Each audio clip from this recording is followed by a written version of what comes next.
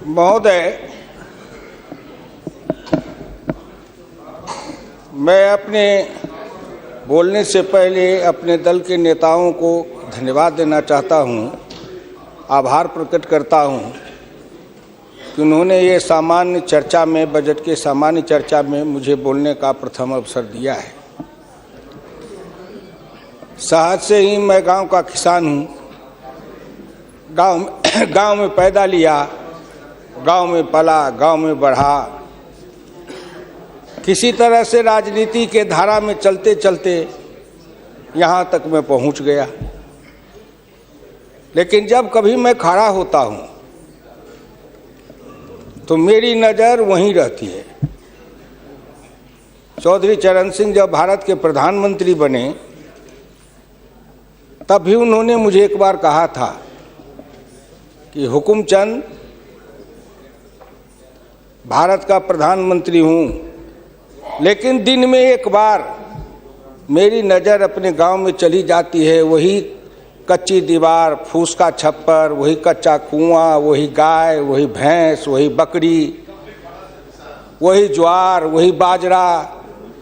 तो जो जहाँ से पैदा लेके आता है, जिस संस्कार में पलता है, आप तो संस्कृत के भी विद्वान हैं अध्यक्ष जी, मनुष्य सब कुछ भूल जाएगा, लेकिन जिस संस्कार में पला है या बढ़ा है वो कभी भूल नहीं सकता है। तो मैं तो उसी संस्कार में पला हूँ, बढ़ा हूँ।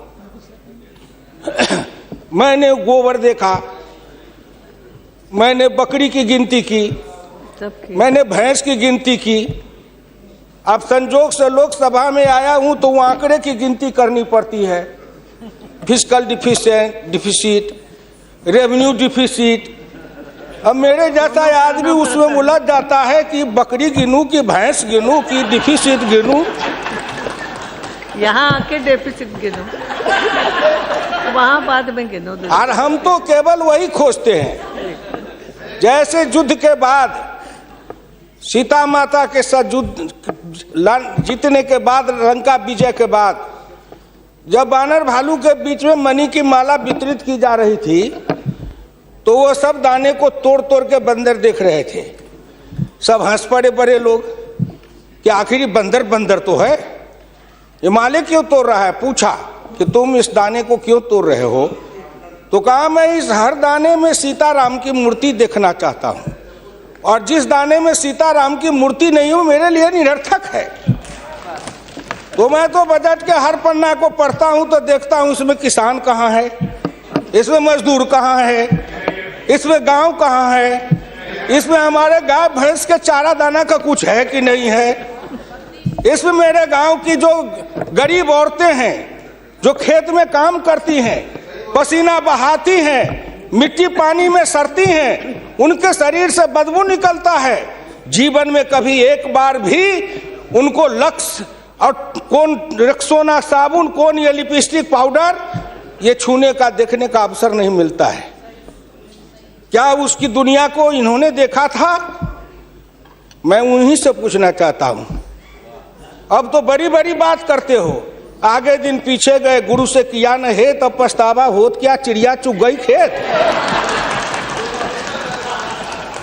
जिस समय गांव को देखना था, किसान को देखना था, मजदूर को देखना था, गरीब को देखना था, पिछड़ा को देखना था, दलित को देखना था, गांव की सड़कों को देखना था, गलियों को देखना था, कुआं को देखना था, आपने देखा क्या? आप तो देखते रहे कहीं। ये दो हिंदुस्तान, एक हिंदुस्तान में दो हिंदुस्तान आपने बनाया।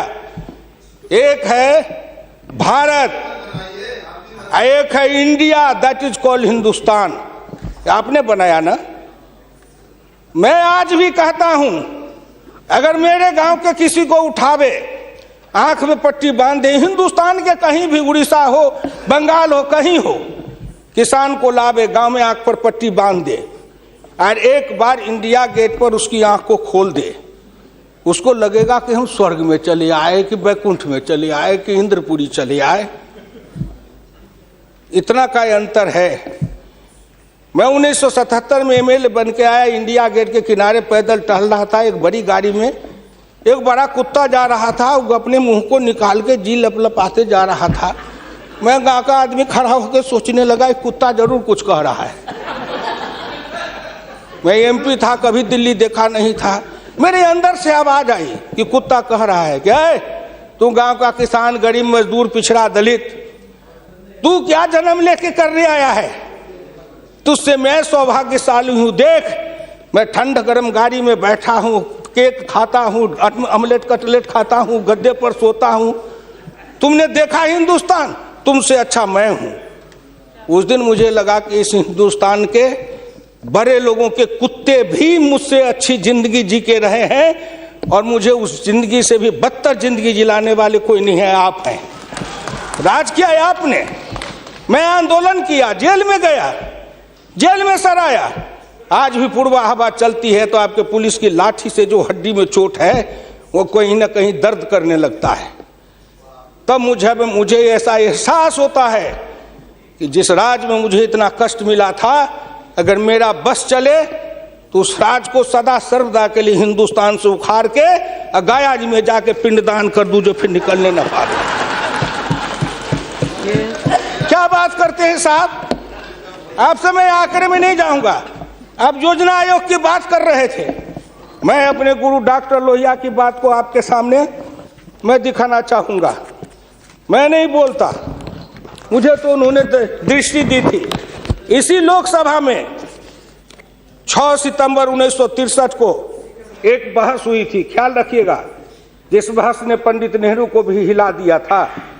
वो बहस थी 3 आना बनाम 15 आना का। लोहिया ने कहा था, मैंने 27 करोड़ हिंदुस्तान के लिए 3 आने रोज की आमदनी कही, प्रधानमंत्री ने 15 आने रोज की और योजना मंत्री ने 7.5 आने रोज की। अब प्रधानमंत्री और योजना मंत्री आपस में निपट लेंगे कि दोनों में कौन सही है। यही आंकड़े हैं योजना आयोग के। प्रधानमंत्री का 15 आना, योजना आयोग के मंत्री का है 7.5 आना। जिस योजना आयोग को यह भी नहीं पता 15 आना सही कि 7.5 आना सही, प्रधानमंत्री सही कि योजना मंत्री सही, उसी योजना आयोग को सर पर ढोते रहो। जो दर्शन करना चाहिए तो दर्पण माजत रहिए, दर्पण में लगा काई तो दरस कहां से पाई। क्या बात करते हैं साहब। इस हिंदुस्तान में अगर किसी का, मैं प्रधानमंत्री जी बैठे हैं, मैं भुक्तभोगी हूं, जिस रोग से मैं पीड़ित हूं, कहीं ना कहीं उस रोग से आप भी पीड़ित हैं। वीरप्पा मोइली जी, आप भी पिछड़े वर्ग से हैं, मैं भी पिछड़े वर्ग से हूं। का दुख जाने दुखिया की, का दुख जाने दुखिया माए, जाके पैर न फटे बीमारी, सोका जाने पीड़ पर आई। आपके मल्लिकार्जुन जी भी उसी दलित समाज से हैं। आपने सामाजिक पीड़ा को झेला नहीं है, भोगा नहीं है।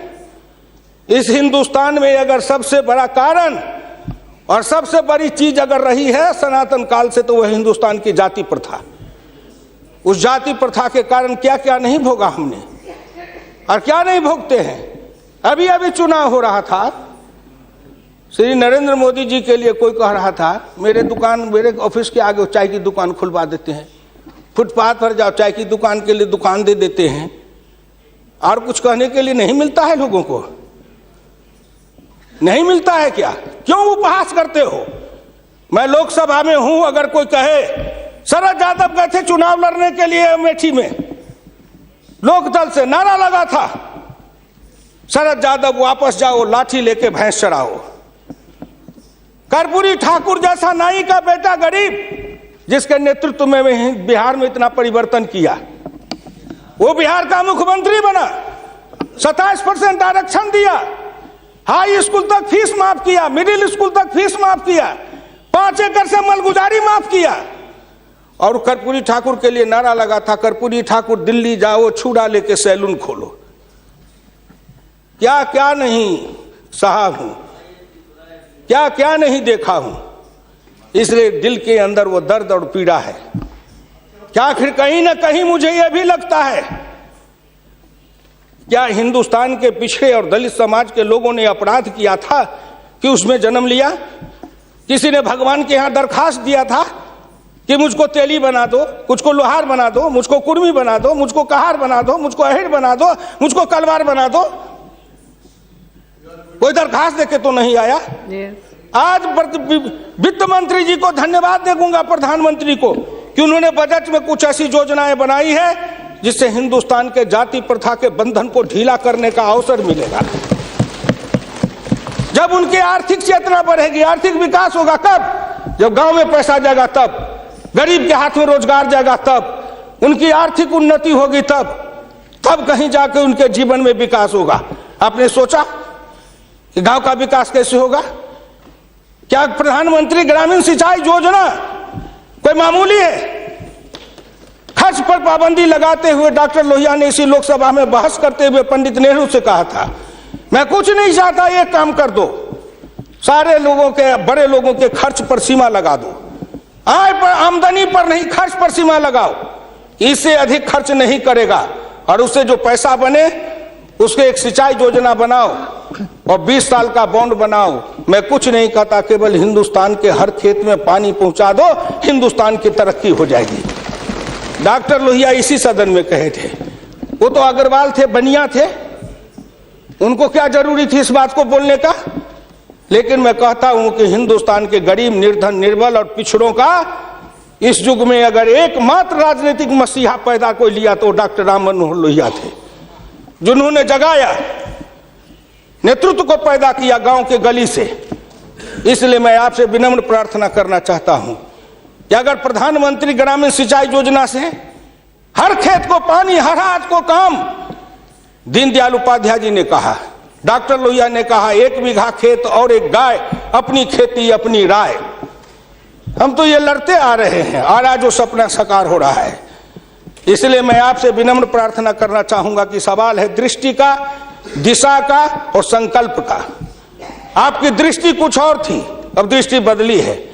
हिंदुस्तान के गांव के गरीब पिछड़े दलितों ने मिलकर कन्याकुमारी से कश्मीर तक, कामरूप से द्वारका धाम तक, इस आसान मान के साथ आपके शब्दों में, जिनको आप अपने ऑफिस के आगे चाय की दुकान खुलवा रहे थे, वो चाय की बेचने वाला, रेल के फुटपाथ पर पानी पिलाने वाला गरीब निर्धन, जिनकी मां मजदूरनी का काम करती थी, ऐसे के बेटा को भारत के प्रधानमंत्री की कुर्सी पर बैठाया कि नरेंद्र मोदी आएगा, भारत का प्रधानमंत्री बन जाएगा, गांव गरीब किसान मजदूर के भाग्य चमक जाएगा। उन्होंने इसलिए सपना को देखा है। प्लीज वो हो जाएगा क्या? ये 9 महीना में हो जाएगा। आप नेता बोलते थे, मैं सुन रहा था, मुलायम सिंह आदरणीय बोल रहे थे, मेरे साथी हैं, बरसों तक समाजवादी आंदोलन में लड़े, कि 9 महीना में तो बच्चा पैदा हो जाता है।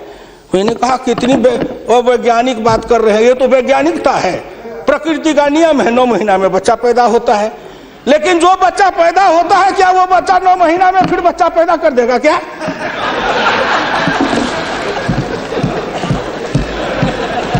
कितनी आप वैज्ञानिक बात बोल रहे हो? इस सरकार का 9 महीना हुआ, 10 महीना हुआ, सरकार पैदा हुई, अब क्या सोचते हो? आप क्या सोचते हो? इसलिए आपसे मेरी विनम्र प्रार्थना है कि संभलो, अभी भी आप संभलिए, प्लीज अभी आप संभालिए। आप बजट को क्या समझते हो? आप बसीर रहिए। मैं वीरप्पा मोइली साहब नहीं हूँ। वीरप्पा मोइली साहब आंकड़े बता रहे थे, मैं उन आंकड़ों का जवाब दे रहा हूँ कि आपने इतने दिन ये आंकड़े अब हमको पढ़ा रहे हैं। आपने क्या आंकड़े पढ़े थे? आपने आंकड़े पढ़े? 1951 में किसान थे 71.9%, 211 आपका राज, घट के हो गए 45.10 पॉइंट, 26.08 पॉइंट, किसान गायब हो गए। कहाँ गायब हो गए? कहीं नहीं गायब हुए। खेतिहर मजदूर थे 28.1 पॉइंट, और वो घट करके हो गए 17.5, वो बढ़ गए 26.08। अध्यक्ष महोदय, जितना किसान गमा उतना खेतिहर मजदूर बनाया। ये आंकड़े नहीं है क्या? ये सच है कि नहीं? तो आप बजट बनाते रहो। बड़े बड़े अर्थशास्त्री आए, एक विद्वान आए अर्थशास्त्र के, कहां से? वो हार्वर्ड वाले। हमको कहा हार्वर्ड, हमने कहा देश को कर देगा हार्वर्ड। ये हर्बट वाला हर्बर करेगा। हिंदुस्तानी अर्थशास्त्री चाहिए अरुण जेटली के जैसे। और ये कहां गए बोलिए?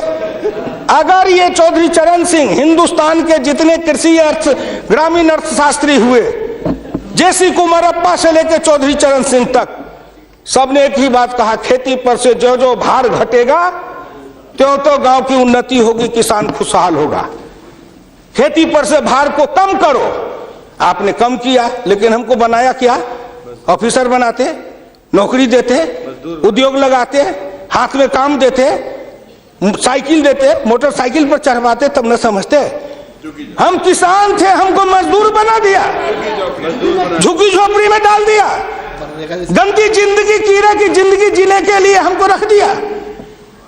जो गांव में बसने वाले थे वो 82.7 थे और घट के हो गए 68.08। 14% गांव के लोग गायब हो गए। कहां गायब हो गए? गायब होके कहां गए? आपके यहाँ दिल्ली में फुटपाथ पर सोते हैं, पेड़ के नीचे सोते हैं, पेड़ के नीचे जन्मते हैं, बलते हैं, बढ़ते हैं, पेड़ के नीचे शादी करते हैं, हनीमून बनाते हैं, वहीं फिर बच्चा पैदा करते हैं, फिर पेड़ के नीचे ही अपना परिवार बसाते हैं। हमारे बच्चे को लाया, हाथ में रिक्शा थमाया, ठेला थमाया, फुटपाथ पर काम करवाया, गरीबी से मजदूर किया, कुत्ते के जैसे जिंदगी जीने के हमको मजबूर कर दिया। और ऊपर से आप बताते हैं कि हम अब तुम्हारे लिए क्या दे दिया? फूड सिक्योरिटी दे दिया। फूड सिक्योरिटी, दाना उपजावे, धान उपजावे हम, गेहूं उपजावे हम, अनाज उपजावे हम, मेहनत करे हम, हमको बस समझते हैं आप भिखमंगा। फूड सिक्योरिटी, हर आदमी पर 1 किलो चावल और 3 किलो गेहूं देंगे। आप बड़े बड़े बड़े बजट वाले अर्थशास्त्री वाले हैं, महीना में 1 किलो चावल खा के रहो, एक आदमी 3 किलो गेहूं खा के रहो। ये गरीबी का उपहास है, हमारी निर्धनता और गरीबी का उपहास है। आओ आओ, 1 किलो चावल देते हैं, 1 महीना में खाओ। महीना में 26 रुपया, जिसकी रोज की आमदनी आप कहते हो गरीबी रेखा के नीचे है, और चावल गेहूं बांटेंगे 70% को। क्या आंकड़ा है आपका? यही बजट बनाते थे ना, मैं उसी को कहता हूं, यही आपका आंकड़ा। गरीबी, चावल गेहूं खाए 70-80%, हमको कहो गरीबी की रेखा के नीचे है 26%। कबीरा बाँचे आखिन लेखा, पंडित बाँचे पोथिन लेखा। हम तो आंख से जो देखते हैं वो बोल रहे हैं। आपने क्या किया? हम कम किए, कहते हैं किसान किसान किसान किसान विरोधी है। हिंदुस्तान में 90-91 में 185.2 मिलियन हेक्टेयर खेती की जमीन थी, और आपके राज में 2011-12 में 182 मिलियन हेक्टेयर हो गई। ये जमीन कहाँ गई? हम खा गए? हमारे गांव के लोग खा गए? कौन खा गए? जो खाए हो। लेकिन मैं इतना जानता हूं कि आप हमारी जमीन खा गए। और दूसरे तरफ जो गैर कृषि योग्य भूमि थी 90-91 में 21.22 मिलियन हेक्टेयर, 11-12 में हो गए 26.29 हेक्टेयर। गैर कृषि योग्य भूमि बढ़ी है, कृषि योग्य भूमि का ह्रास हुआ। उल्टे बात कहीं पर निगाहें, कहीं पर निशाना। न कुछ मिले तो कुछ कहिए, न कुछ मिले तो विरोधी में गए तो कुछ न कुछ तो कहना है ना, नहीं तो दुनिया कैसे देखेगी कि विरोधी का काम कर रहे हैं।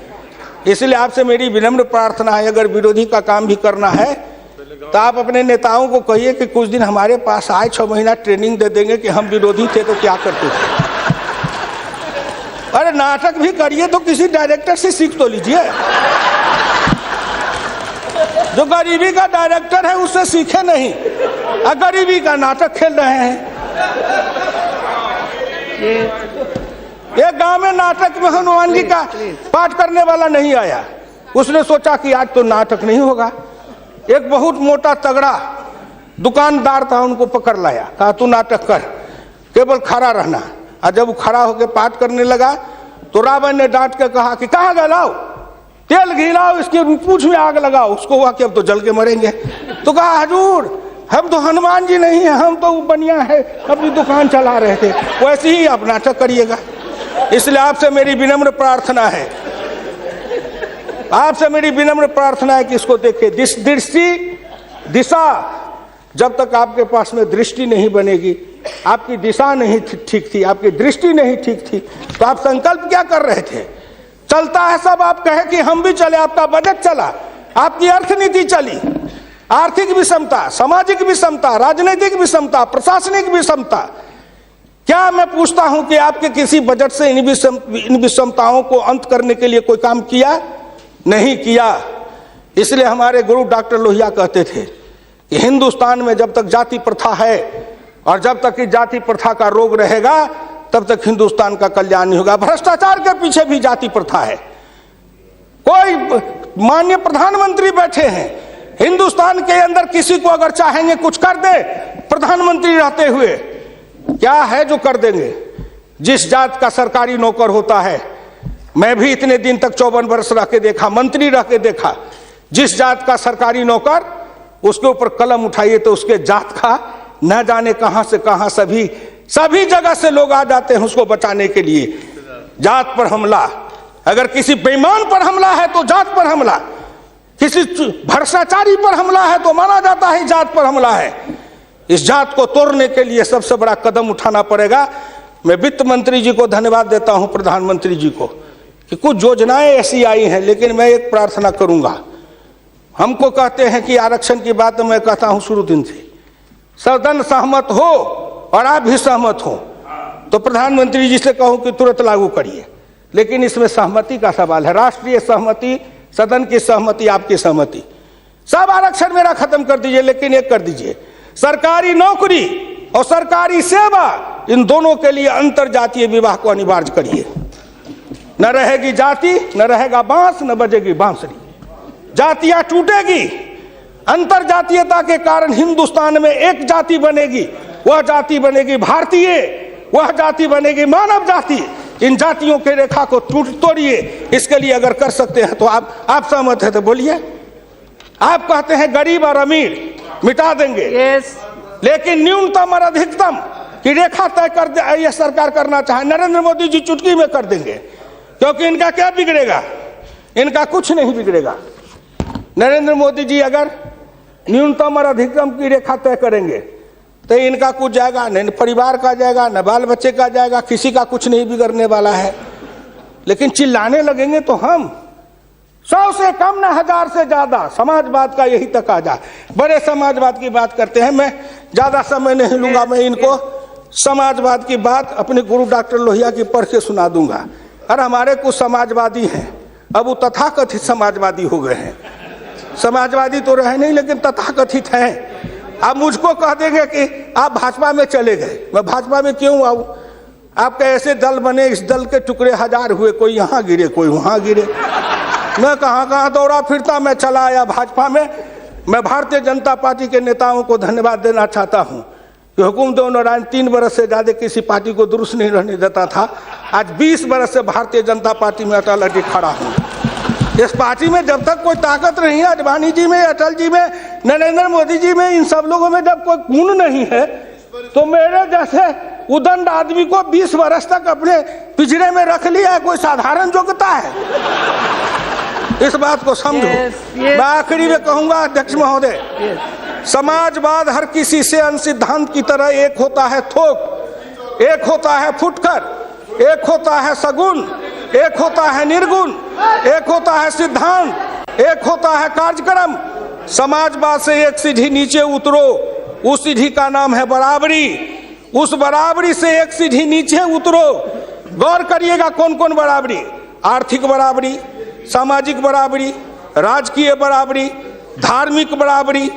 उससे एक सीढ़ी और नीचे उतरो, तब उसके बाद आएगी समता, संपूर्ण समता, संभव समता। तब एक सीढ़ी और नीचे उतरो, तब अधिकतम और न्यूनतम की सीमा लगाओ। ये धार्मिक बराबरी की भी बातें भी की गई है। अगर हम धार्मिक बराबरी पर जी समाप्त करेंगे, अगर धार्मिक बराबरी पर मुझे कहा जाए तो मैं कहने लगूं तो कितनी अपनी पीड़ा सुना दूंगा कि धार्मिक बराबरी इस देश में कैसी है। उसके संबंध में मैं ज्यादा समय नहीं लेकर के केवल आपके सामने मैं सुना देना चाहूंगा। समन्वय दो तरह का होता है, एक दास का समन्वय, एक स्वामी का समन्वय। मैं नहीं कहता, महान समाजवादी अर्थशास्त्री डॉक्टर लोहिया ने इसी सदन में 26 मार्च 66 को कहा था। गौर से शब्दों को सुनिए। समन्वय दो तरह का होता है, एक दास का समन्वय, एक स्वामी का समन्वय। पिछले 1000 बरस के इतिहास से हिंदुस्तान ने स्वामी का समन्वय नहीं सीखा, वह एक दास का समन्वय रहा है। मैं तो श्री नरेंद्र मोदी जी सरकार से कहूंगा कि 1000 साल से भारत दास भाव से सांस्कृतिक समन्वय में रहा है। अगर वो स्वामी भाव का समन्वय में भारत आना चाहता है तो क्या अपराध है। इसलिए उन्होंने कहा इस संबंध में मैं खाली परदेशियों को ही दोष नहीं देता, उनके सबब से जितने भी इतिहासकार हैं वे सभी जहर में बिल्कुल घुल जाते हैं। आज भारत के 2 इतिहास के स्कूल हैं, एक डॉक्टर ताराचंद, एक डॉक्टर मजुमदार, एक और है जो दोनों के दोनों इसी समन्वय धारा के हैं, विविधता धारा के हैं। भारत क्या है उसको भूलकर भारत के जो विभिन्न अंग है उनकी तरफ निगाह चली जाती है। क्या बात करते हैं साहब। तो इससे मेरी विनम्र प्रार्थना है सदन से, अध्यक्ष महोदय, मैं हाथ जोड़ के प्रार्थना करता हूं सदन से भी, और इस लोकसभा के चैनल को हिंदुस्तान के करोड़ों लोग देख रहे हैं। मैं उन गांव के गरीबों, किसानों, मजदूरों से कहता हूं, गांव गरीब, मजदूर, किसान, पिछड़ा, दलित और नौजवान, मिलके देश बनाओ, आओ देश बनाएंगे। और नरेंद्र मोदी के प्रधान रहते हुए एक बार नहीं, अगर हिंदुस्तान में आपने जितने दिन रहा, एक बार में तो थोड़ी सी रेखाएं बनाई जाएगी, दूसरे बार में मिट्टी डालेंगे, तीसरे बार में तब न पिचिंग करेंगे। तो हमको भी आपको इतना समय दिया, तो मैं गांव गरीब, किसान, मजदूर, पिछड़े, दलित, इन सब से हाथ जोड़ के प्रार्थना नौजवानों से करना चाहता हूं, आओ कदम में कदम मिलाओ, मिलके हिंदुस्तान को बनाओ, सफर समता लाएंगे, आर्थिक समता, सामाजिक समता, राजनीतिक समता। अगर इन्होंने मुझको 12 रुपया महीना पर जीवन बीमा कर दिया तो बड़े लोगों का कलेजा फटने लगा कि 12 रुपया में सबको जीवन बीमा कर रहे हैं।